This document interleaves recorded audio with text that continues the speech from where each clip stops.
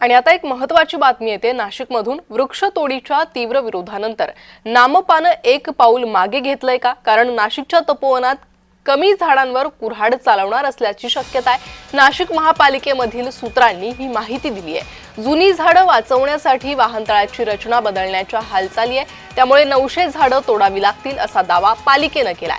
मात्र नाशिकमधील पर्यावरण प्रेमींनी एकही झाड तोडू देणार नाही अशी भूमिका घेतली। त्यामुळे आता नाशिक मनपाने एक पाऊल मागे घेतलंय का, हा प्रश्न आहे। पर्यावरण प्रेमाच्या नावाखाली जे काही आंदोलन करतायत ते आंदोलन त्यांनी मागे घ्यावं, अन्यथा कुंभमेळ्याकरता जी मुख्य आखाड्यांची जागा आहे ती नेमकी त्याच जागी आहे आणि त्यामुळे सगळं व्यवधान हे उत्पन्न होईल आणि आखाड्यांना मूळ जागा राहणार नाही। तर मी पर्यावरण प्रेमींना या ठिकाणी आवाहन करतो की अशा पद्धतीचे जे आंदोलन आहेत ती आपण मागे घ्यावी।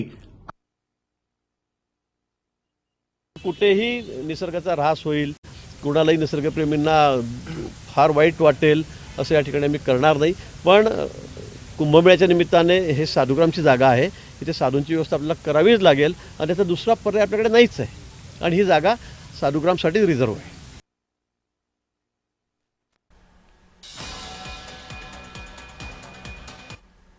आणि याच संदर्भात अधिक माहिती घेणार आहोत। आमचे प्रतिनिधी किरण गोटूर सध्या माझ्यासोबत जोडले गेले आहे।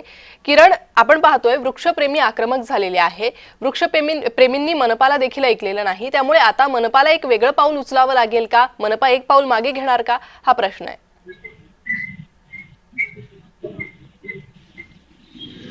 कविता, मागच्या काही दिवसांपासून या तपोवनमधील जे झाड तोडण्याचं प्रकरण आहे तो गाजतोय, कारण या तपोवनमध्ये आगामी कुंभमेळ्यात काम हे तयार करण्याची जी भूमिका आहे ते प्रशासनाने घेतलेली आहे। कारण मोठ्या प्रमाणात साधू महंत येतील आणि त्यांची राहण्याची व्यवस्था दर कुंभमेळ्यामध्ये खरं तर याच परिसरामध्ये केला जातो।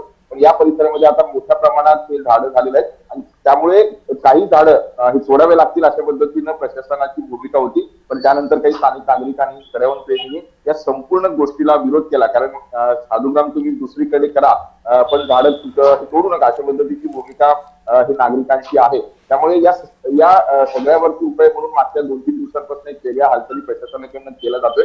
आपल्याला जिथे पार्किंगची व्यवस्था करायची आहे त्या ठिकाणी काही साधुग्रामची व्यवस्था करता येईल का, अशा पद्धतीचा विचार जो आहे तो प्रशासनाचा आहे। म्हणजे जेणेकरून तपोवन मधलं जे आता झाडं हे तोडण्यात येणार आहेत त्यामध्ये काही प्रमाणात कमी झाडं हे तोडावे लागतील अशा पद्धतीचा विचार जो आहे तो प्रशासनाकडून केला जातोय। पण पर्यावरण प्रेमी मात्र एकही झाड तोडून देणार नाही अशा पद्धतीची भूमिका घेतलेली आहे। काही या सगळ्या झाड तोडण्याच्या विरोधात आंदोलन करणार आहेत। त्यामुळे आता या सगळ्या गोष्टी कशा पद्धतीने हे प्रशासन जे हाताळते आणि या सगळ्या लोकांना कशा पद्धतीने समजावून सांगतं हे पाहणं महत्वाचं असणार आहे। आणि दुसरीकडे मात्र साधू महंतांनी काही वेगळी भूमिका घेतलेली आहे। कारण दर कुंभमेळ्याला याच ठिकाणी साधुग्रामची निर्मिती केली जाते। आलेले साधू महंतांना इथे राहण्याची व्यवस्था केला जातो, त्यामुळे इथेच साधुग्राम केला पाहिजे अशा पद्धतीची भूमिका महंतांची आहे। त्यामुळे या सगळ्यावरती आता काय तोडगा निघतो, काय उपाय प्रशासनाकडनं हे केले जातात हे पाहणं महत्वाचं असणार आहे। अगदी किरण, गुंतागुंतीचा मुद्दा आहे, त्यामुळे आता मनपा प्रशासन काय पाऊल उचलणार हे पाहणं महत्वाचं आहे। धन्यवाद सविस्तर माहितीसाठी।